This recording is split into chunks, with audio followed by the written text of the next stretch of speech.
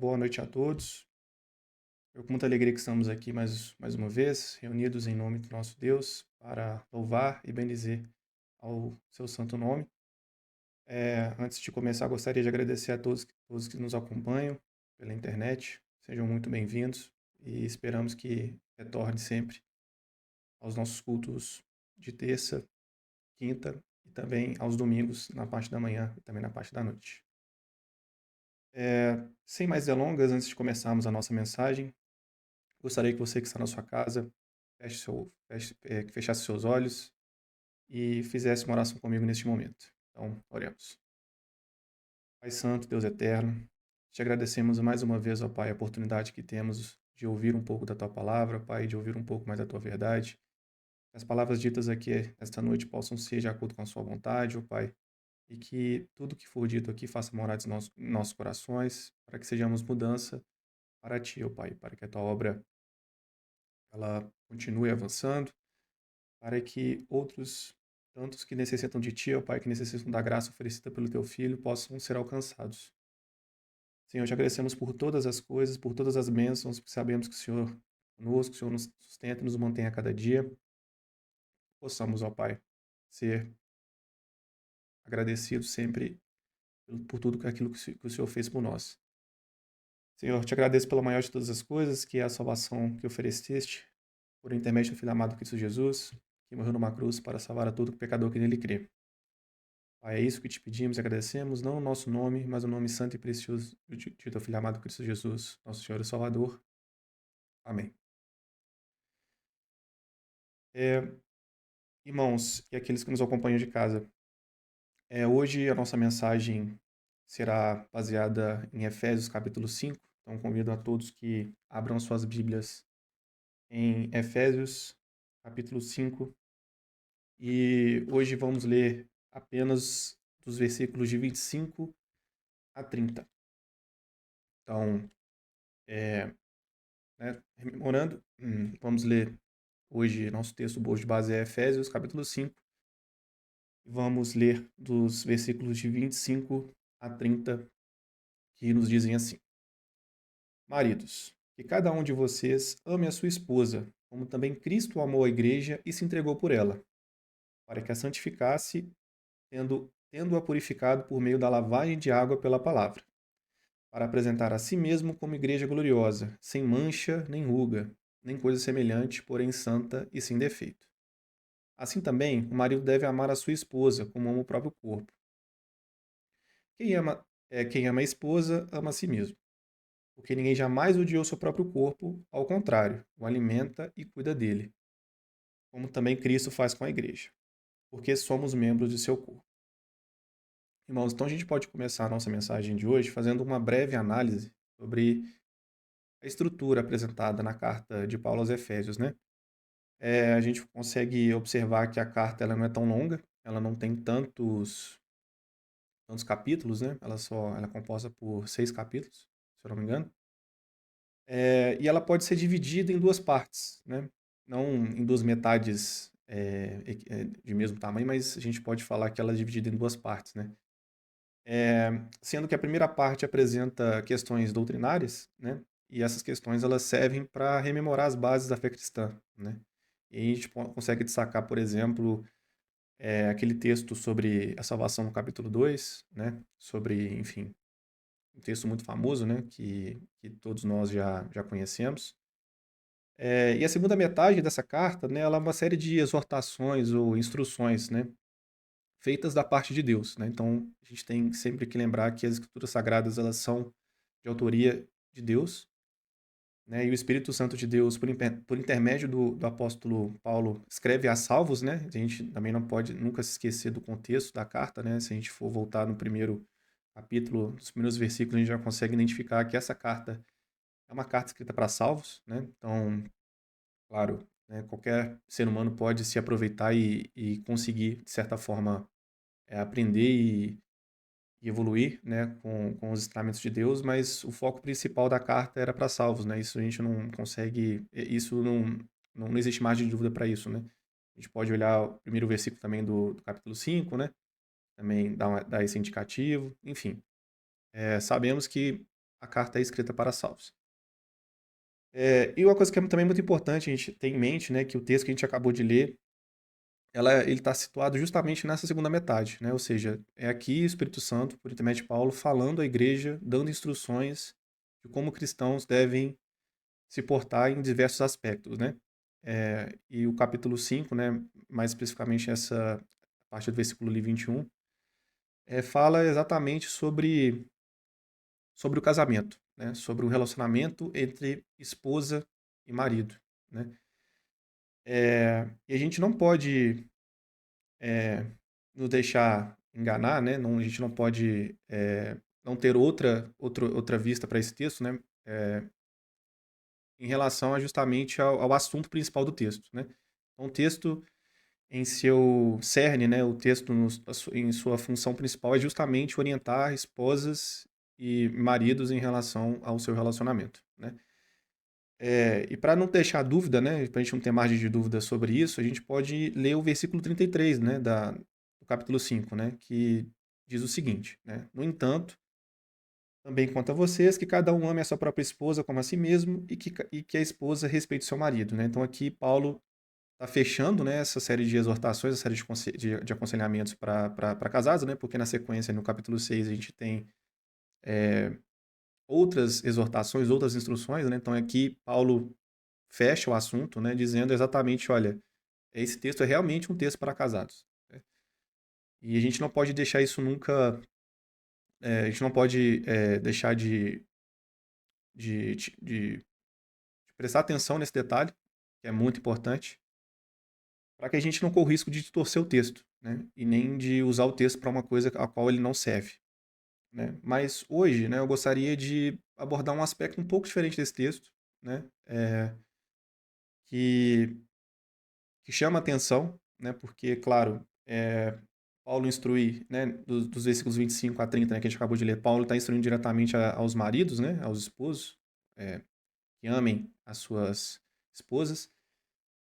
Só que uma coisa que é muito importante, assim, que chama atenção também nesse texto, é o exemplo que Paulo usa para a instrução, né? Que nesse caso a gente pode observar claramente que é o exemplo de Cristo, né? A gente tem muito claramente nas Escrituras Sagradas, onde Cristo é o cerne das Escrituras, né? Não só o cerne das Escrituras, mas também como sendo o exemplo máximo, né? A gente já cansou de ver diversos nomes grandiosos no Antigo Testamento, e esses nomes foram importantes, mas todos eles tiveram falhas, tiveram problemas, porque sabemos que todos eles eram pecadores, né? A gente pode ir de Abraão, passando por Moisés, passando por Josué também, que é um nome memorável, enfim, diversos nomes, né? Também o Davi, né? O rei Salomão, que também era um rei, né? Filho de Davi. Todas essas pessoas eram notáveis, né? Fizeram algo, fizeram coisas notáveis, né? Mas o que a Bíblia nunca deixa esconder é justamente o fato de que esses também, apesar de serem escolhidos por Deus, serem pessoas que foram escolhidas a dedo por Deus, eram pessoas pecaminosas, né? Elas também pecavam, elas falhavam, né? E muito, né? Só que a gente pode observar, obviamente, que Cristo é o exemplo máximo, né? Os evangelhos, não só os evangelhos, mas as cartas, né? Relatam Cristo como sendo o próprio Filho de Deus e o próprio Deus encarnado. Então, sabemos que ele é infalível, né? Ele sendo o próprio Deus, ele é infalível. É, e analisando o texto, né, dando uma breve analisada no texto, né, assim, a gente pode voltar ali para os versículos iniciais, né, na verdade mais para o versículo de 25, né, a gente consegue observar que Paulo inicia essa parte do texto fazendo um comparativo, um paralelo, né, entre o marido e Cristo, né. E aqui a gente pode também, se a gente for querer, enfim, usar alguma outra terminologia mais técnicas, assim eu posso dizer, aqui o marido é uma figura, né, um antitipo de Cristo, né. Então, Paulo apresenta o exemplo de Cristo como sendo o exemplo máximo a ser seguido, e chama os maridos a observar esse exemplo e tentarem, obviamente, praticar o amor com as suas, praticar o amor com as suas esposas, assim como Cristo amou a sua igreja, né. Só que muitas das vezes a gente esquece, né, da dimensão desse amor de Cristo, né? Como eu gostaria de, de reforçar, né, a gente vai observar nesse texto justamente o exemplo que Paulo, a gente vai observar o exemplo que Paulo dá no texto usando Cristo, né, como sendo o ideal a ser seguido pelos maridos. É, e se a gente for parar para pensar, né, a gente às vezes não consegue mensurar, ou às vezes a gente esquece, né, do tamanho do amor de Cristo para com a sua igreja, né? E aqui, se a gente for ler o versículo 25, só para a gente não manter a linha de raciocínio, né? Diz o seguinte: maridos, que cada um de vocês ame a sua esposa, como também Cristo amou a igreja e se entregou por ela. Né? Então aqui, Paulo, né, enfim, só reforçando que Paulo usa o exemplo de Cristo, é, e, e o que chama muita atenção, né, nessa parte é que Cristo amou a sua igreja, né? Ou seja, Cristo amou a igreja e se entregou por ela, né? E voltando a tentar entender, tentar compreender esse amor, né, esse tão grande amor, às vezes a gente acaba se esquecendo, a gente acaba, às vezes até a gente até sabe, né, que Cristo se entregou, enfim, se sacrificou não só pela sua igreja, mas para salvar todo pecador e tudo mais. Só que a gente às vezes esquece a dimensão desse amor, né? A gente esquece de quão grandioso foi esse amor oferecido por Cristo, né? E para tentar entender, para tentar ratificar, né, para tentar mensurar esse amor, a gente vai ler um texto também muito conhecido, né? A gente sabe ali que Isaías é um dos profetas, considerados profetas messiânicos, né?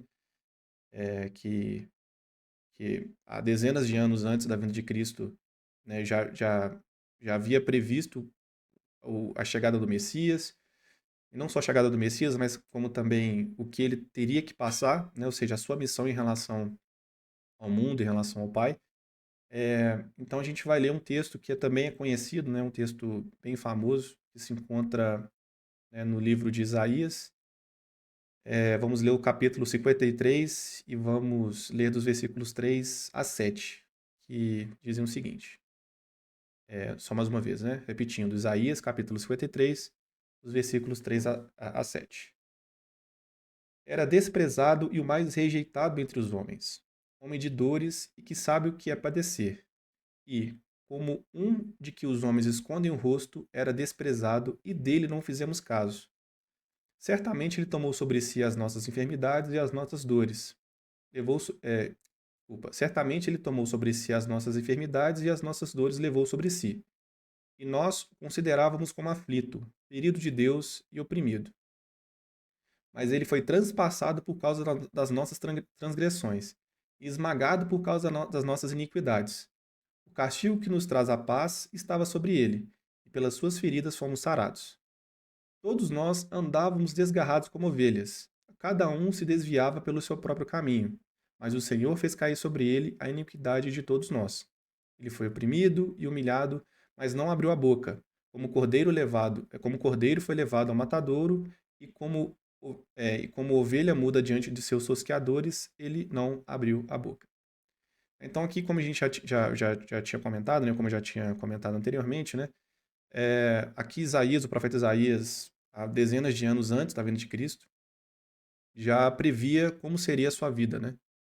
É um prenúncio, né, de todas as mazelas, de toda a humilhação, de todo o sofrimento, o sacrifício ao qual Cristo teve que passar e se submeter, né? E é isso que significa Cristo ter se entregado pela sua igreja.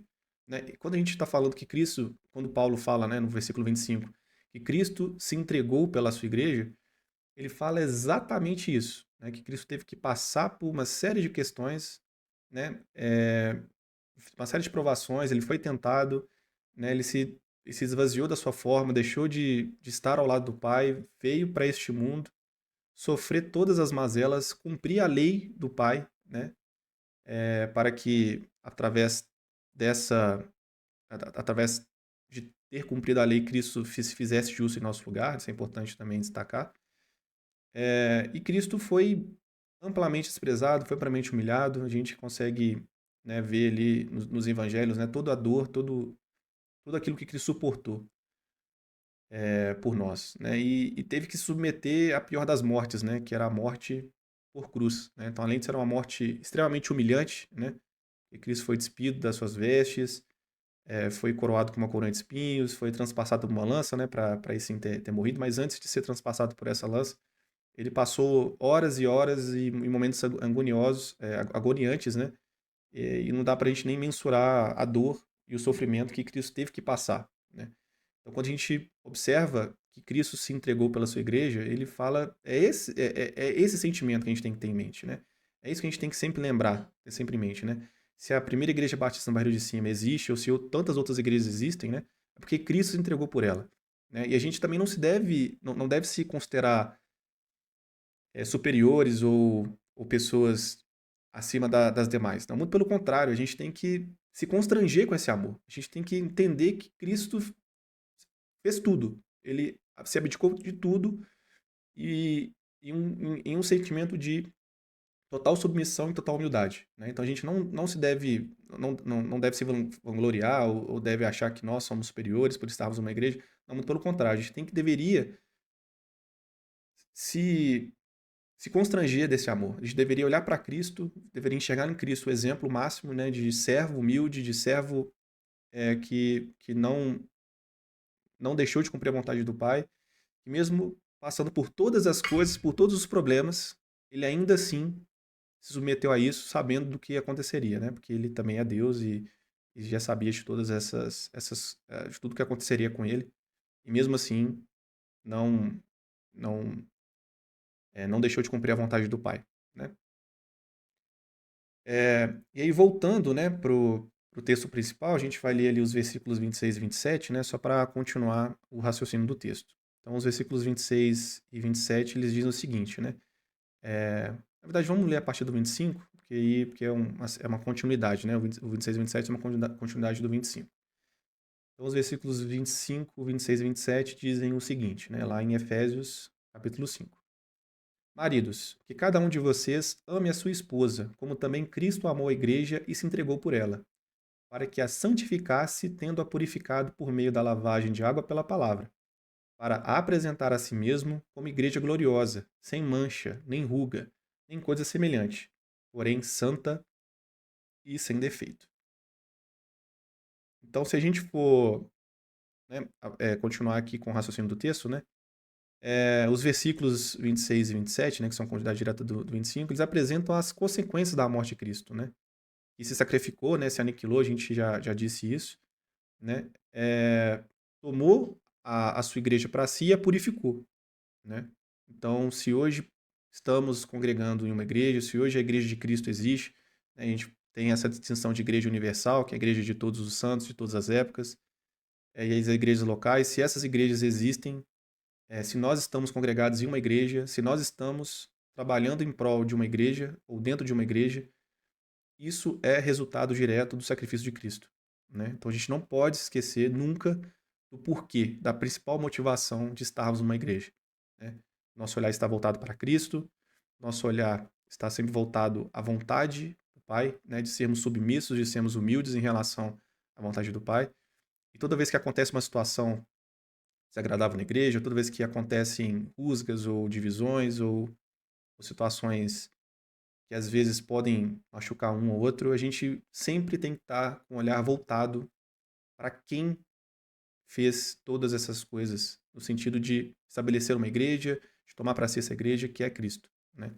Então, que sempre tenhamos esse olhar voltado para as Escrituras, voltados para Cristo e para que entendamos a vontade do Pai, né? É, e E continuando aqui, a gente pode também encontrar dentro da mesma carta, né, ou seja, dentro da mesma carta, a gente pode encontrar dentro da própria carta de Efésios, né, uma outra referência que também tenta exemplificar justamente as consequências do sacrifício de Cristo, né? Então, se a gente for ir no capítulo 2, deixa eu só confirmar aqui, é isso mesmo. Então, a gente vai ler o capítulo 2 e vamos ver os versículos 12 e 13, né? Só para a gente também tentar entender e tentar reforçar justamente a ideia de que Paulo apresenta nessa passagem, né? E diz o seguinte: naquele tempo, vocês estavam sem Cristo, separados da comunidade de Israel e estranhos às alianças da promessa, não tendo esperança e sem Deus no mundo. Mas agora, em Cristo Jesus, vocês, que antes estavam longe, foram aproximados pelo sangue de Cristo, né? Ou seja, isso aqui é um versículo, né, uma referência dentro da mesma carta, é, e que apresenta, com outras palavras, justamente a consequência desse sacrifício, né? Que antes estávamos separados, estávamos perdidos, não tínhamos nenhuma esperança nesse mundo, estávamos sem Deus, estávamos distantes do Pai. Só que Cristo, né, através de seu sangue, nos aproxima, né? E quando a gente fala através de seu sangue, é porque Cristo teve que derramar o seu próprio sangue, né? A gente sempre tem que lembrar disso, a gente sempre tem que ter isso em mente, que Cristo derramou seu próprio sangue, né? Cristo se entregou, Cristo se sacrificou, né? Cristo foi, como diz dito ali no texto de Isaías, né, como uma ovelha. A gente pode voltar lá só para ler, só para não ter, né, nenhuma discrepância, né? Mas aqui no versículo 7, né, do capítulo 53, né, que diz assim: Ele foi oprimido e humilhado, mas não abriu a boca. Como cordeiro foi levado ao matadouro, e como ovelha muda diante de seus tosqueadores, ele não abriu a boca.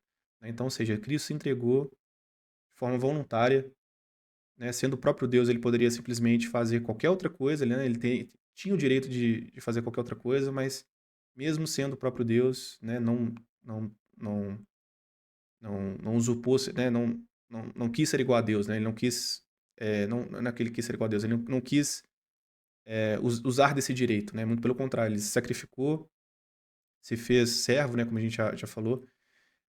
Então todo esse, to, todas essas ações, tudo que foi feito da parte de Deus, né, teve como consequência a criação da igreja, o estabelecimento da sua igreja, né, acho que uma coisa que é muito importante, assim, a gente sempre pode reforçar, né, e na minha última mensagem, né, eu disse, né, que a igreja ela é permeada, né, ela permeia todo o Novo Testamento, né. A gente consegue ver isso aí desde a primeira referência de eclésia, né, lá em Mateus, né, a primeira vez que Cristo fala sobre a sua igreja, até em Apocalipse, né, onde Cristo, por intermédio, eh, não por intermédio, né, mas Cristo escreve, né, as 7 igrejas, né, que são localizadas ali na Ásia Menor, dando exortações enfim, dando o panorama dessas igrejas. Então, o tema eclésia, o tema igreja é muito caro para Deus, né? A gente consegue observar exatamente isso porque aqui, né, mais uma vez, sempre lembrando, né, Paulo escreve para uma igreja, né, ou seja, esse texto é destinado a uma igreja local, né, naquele tempo, que era a igreja em Éfeso, mas, claro, essas cartas, né, paulinas, não só de Efésios, mas de outras cartas foram também escritas para igrejas, né? Então ele sabe que o tema igreja é um tema muito caro para Deus, é um tema muito caro para Cristo, né? Então Cristo estabeleceu a sua igreja, se sacrificou por ela e não foi à toa, né? Não foi sem propósito, né? Sabemos que Deus é onisciente, onipotente e dono de uma inteligência, sabedoria infinitas, né? Então o estabelecimento da sua igreja não é algo banal, né? E aqui mais uma vez é, ele, né, dá ênfase a justamente isso e também apresenta Cristo como sendo uma pessoa que amou sua igreja e que nós como maridos, nós como esposos, deveríamos olhar para Cristo e seguir o seu exemplo, né? Como a gente já havia destacado. E aí, continuando o texto, né, base dessa noite, já está chegando no finalzinho do texto, né, a gente consegue observar, né, que os versículos 28 e 29, eles reforçam, né, juntamente aos maridos, o exemplo na figura do amor de Cristo, né? Então aqui o autor volta a dizer do amor de Cristo, volta a exemplificar aquilo que Cristo fez, né? Na verdade, volta a apresentar Cristo como exemplo, né? A gente pode voltar lá e ler, né, nos versículos 28 e 29 do capítulo 5, né? Então a gente vai lá, a gente vai voltar e vai ler, e os versículos dizem o seguinte, né? Assim também o marido deve amar a sua esposa como ama o próprio corpo. Quem ama a esposa ama a si mesmo, porque ninguém jamais odiou o seu próprio corpo, ao contrário, o alimenta e cuida dele, como também Cristo faz com a igreja, né? Então aqui é o autor reforçando, né, esse exemplo, reforçando Cristo amou a sua igreja, né? Então o autor continua justamente o texto reforçando isso. Ele reforça isso justamente para mostrar para os maridos, olha, esse é o nível exigido de amor para com as suas esposas, né? Então, é algo muito, muito relevante da gente ter em mente, né?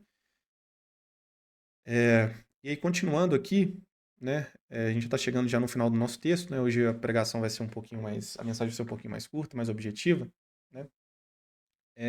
E aí, irmão, só reforçando, né? Mais uma vez, assim, é muito importante a gente sempre ter isso em mente, que o texto, né? A principal função deste texto é justamente trazer uma série de exortações ou instruções aos maridos e às esposas, né?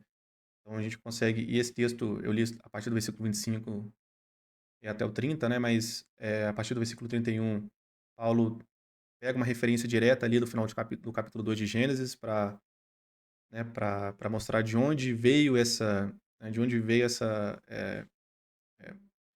de onde veio essa determinação da parte de Deus, né? Porque Deus instituiu o casamento antes da queda do homem, né? Então é logo antes da queda do homem Deus instituiu o casamento. Então a gente tem que ter isso em mente, né? O versículo 33, como eu já havia dito antes, né? Onde Paulo encerra esse tema, né? Ele deixa muito claro que é um texto de exortação, um texto de instruções mesmo, um texto que para orientar e para embasar os relacionamentos, né, cristãos entre marido e mulher. Então a gente não pode fugir do teor principal desse texto, tá? Então isso é muito importante para a gente não ter nenhuma margem de dúvida, de erro ou de distorção no texto, né? O pastor disse algo interessante uma certa vez, né? Que às vezes a gente usa de forma até às vezes criminosa algumas passagens, né, para tentar, enfim, elaborar algum aspecto, algum ponto de vista, né? Então a gente sempre tem que se ater de fato ao que o texto quer nos dizer primariamente, né? Porque cada texto escrito nas Escrituras Sagradas tem uma função. Deus, em sua infinita sabedoria, colocou tudo em seu perfeito lugar, né? Mas o que a gente gostaria de destacar hoje, assim, não fugindo, né, do assunto, não fugindo do texto, é justamente olhar para como Deus, em sua infinita sabedoria, usa o exemplo do seu próprio filho para destacar esse amor entre marido e esposa, né? Esse é o ideal, né? Esse é o alvo, né? Que, claro, inalcançável porque Cristo, sendo o próprio Deus, é perfeito, né? Ele traçou uma linha muito clara e nenhum ser humano consegue satisfazer a sua perfeita vontade, né? Apenas Cristo conseguiu fazer isso enquanto estava aqui. Mas Cristo é apresentado como esse ideal, como esse alvo, né? E que os maridos dentro de seus lares possam enxergar em Cristo o exemplo máximo de amor, né? Isso é muito importante. Então, basicamente, o que eu quis destacar é justamente isso, né? O exemplo de Cristo. Tentar reforçar juntamente com todo mundo que nos ouve de casa, com os irmãos e com outras pessoas que também nos visitam, de que Cristo amou a sua igreja, Cristo se sacrificou por ela, Cristo passou por questões e por situações inimagináveis no ponto de vista humano, sofreu aquilo que ninguém sofreu, se sacrificou, né, se entregou para que a sua igreja existisse, e não só para isso, não só para que a sua igreja existisse, né, mas para que todo pecador que nele crê não pereça, mas tenha vida eterna, né? Então o objetivo de Cristo, primariamente, obviamente, era glorificar o Pai, era satisfazer a vontade do Pai. Só que as consequências desse sacrifício, as consequências desse tão grande amor foram justamente a sua igreja, foram justamente a salvação pela graça oferecida gratuitamente a todo aquele que nele crê. E é isso que eu gostaria de destacar nesse texto, né? Só mais uma vez lembrando, não fugindo do teor principal do texto, que é justamente uma série de exortações para casados, né? Isso é muito importante, né? Para as esposas, para os maridos, para que vivam plenamente de acordo com a vontade de Deus e que seus relacionamentos reflitam, né, o que Cristo fez pela sua igreja, né? Ou seja, a sua noiva, a sua esposa, que é a igreja, e Cristo na figura do marido, do esposo, que cuida e ama, né? E para a gente terminar, né, o texto, para terminar a mensagem de hoje, né, eu gostaria também de deixar, né, um último texto para a gente refletir, né, e para tentar reforçar e tentar trazer a ideia da mensagem de hoje, que se encontra em 1 Pedro, né? A gente vai ler o capítulo 1º de 1 Pedro, e vamos ler os versículos de 18 a 21. Então vamos ler 1 Pedro, né, capítulo 1, os versículos de 18 a 21, que vão dizer o seguinte: Sabendo que não foi mediante coisas perecíveis, como prata ou ouro, que vocês foram resgatados da vida inútil que seus pais lhe legaram, mas pelo precioso sangue de Cristo, como de um cordeiro sem defeito e sem mácula. Ele foi conhecido antes da fundação do mundo, mas foi manifestado nesses últimos tempos em favor de vocês. Por meio dele, vocês creem em Deus, o qual o ressuscitou dentre os mortos e lhe deu glória, para que a fé e a esperança de vocês estejam em Deus. Então, irmãos, esse texto é só uma forma de tentar condensar a ideia de hoje, né? Apresentar de fato Cristo na figura de alguém que nos amou incondicionalmente, que se entregou de forma unilateral, né? E que não teve, porventura, tentado usurpar algum direito que era seu, mas muito pelo contrário, né? Ele se entregou plenamente, né? E que nós possamos ter isso em mente, não nossas mentes, mas nossos corações, todos os dias, para que a gente nunca se esqueça desse tão grande amor, desse tão grande sacrifício, e também a gente não se esqueça das consequências desse sacrifício, desse amor, né? Então, se a nossa igreja hoje existe, que Cristo a amou e se entregou por ela. Então, irmãos, hoje encerro, né? Hoje estamos já encerrando a nossa mensagem, né? Hoje foi um pouco mais curta, um pouco mais objetiva. E sem mais delongas, irmãos, eu gostaria, e não só os irmãos, né, mas aqueles que também nos acompanham de suas casas, que encerremos a nossa mensagem, né,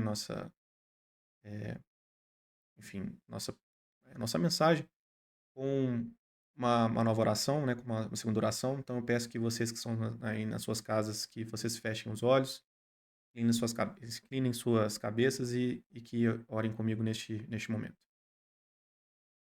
Oremos. Pai Santíssimo, Deus eterno e de infinito amor, somos gratos, ó Pai, por todas as coisas, por essa mensagem, por tudo aquilo que foi dito, ó Pai, aqui nessa noite. Que essas palavras possam tocar os nossos corações, ó Pai, possam fazer morada em nossas mentes, para que compreendamos cada vez mais, ó Pai, a importância de Tua Igreja, a importância daquilo que Cristo fez por nós, de, de, de tão grande amor e de tão grande sacrifício ao qual Ele submeteu. E que nós possamos, ó Pai, a todo momento nos rememorarmos disso. Temos isso em mente para que não desanimemos, para que não para que não deixemos de fazer a sua vontade, para que continuemos, ó Pai, firmes e fortes na tua obra, para que ela prospere, para que ela siga em frente. E sabemos, ó Pai, que o Senhor não depende de nós, mas que é de sua vontade que nós fizéssemos a tua obra, que nós fizéssemos aquilo que o Senhor nos instruiu a fazer. Pai, te somos gratos também por todas essas coisas, por todas as bênçãos e maravilhas que o Senhor nos oferece. Sabemos que não somos merecedores de nada disso, ó Pai, mas em seu tão grande amor, tão infinito amor, o Senhor nos mantém, nos guarda todo dia. Senhor, voltamos a agradecer pela maior de todas as coisas que o Senhor nos ofereceu, que a salvação é gratuita e exclusiva na figura de Cristo Jesus, que morreu numa cruz para salvar todo pecador que nele crê. Pai amado, é isso que te pedimos e agradecemos, não no nosso nome, mas no nome santo e precioso do teu Filho amado Cristo Jesus, nosso Senhor e Salvador. Amém. Irmãos, estão aqui, irmãos e aqueles que nos acompanham de casa, estamos encerrando a nossa mensagem. Gostaria de agradecer mais uma vez a todos vocês que estão conosco neste momento. Deus os abençoe hoje e sempre e vocês possam voltar para as outras mensagens, né? Como eu já tinha falado anteriormente, temos mensagens nas terças-feiras, né? Que, no caso, hoje, temos mensagens também nas quintas e aos domingos, né? Aos domingos a gente tem duas mensagens, uma na parte da manhã, outra na parte da noite, e que vocês se sintam abraçados por essa igreja, que vocês se sintam à vontade em nosso meio, que possam retornar para ouvir outras mensagens, para ouvir a palavra de Deus mais uma vez. Então, sem mais delongas, encerro a mensagem de hoje. Uma boa noite a todos e fiquem com Deus. Até mais.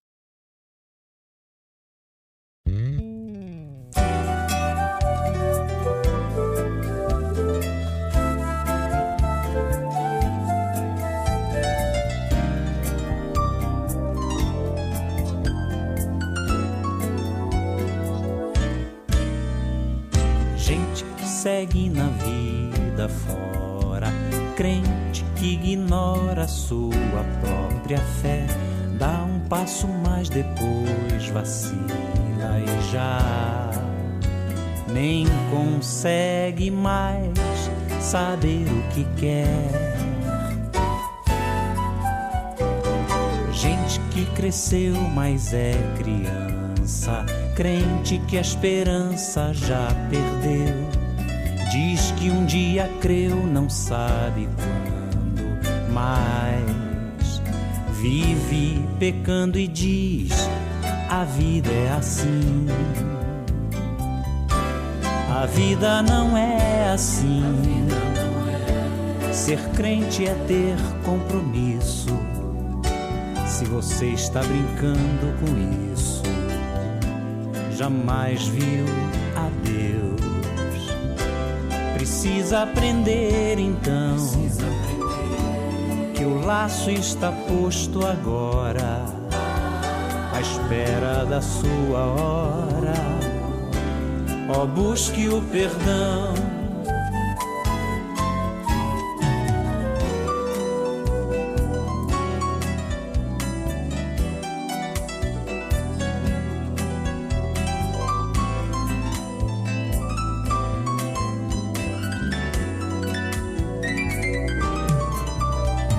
Gente que põe pedra no caminho, crente, joio, espinho pra ferir, alma tão carente e sem rumo, vai junto com a multidão e ainda sorri. Gente que permite o tempo em fuga, que se enruga e nunca fruto dá, crente que o destino é seu remédio, mas no tédio provará o vale sem Deus. Gente que aparenta ser de dentro, crente que lá fora é desleal, que do mal também faz seu amigo e vive dizendo igual: a vida é assim. A vida não é assim. Ser crente é ter compromisso.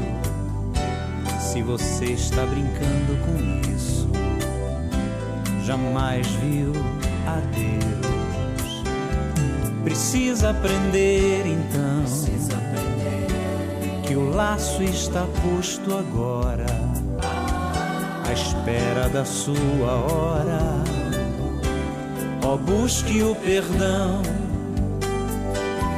à espera da sua hora. Ó, busque o perdão, À espera da sua hora. ó, busque o perdão, À espera da sua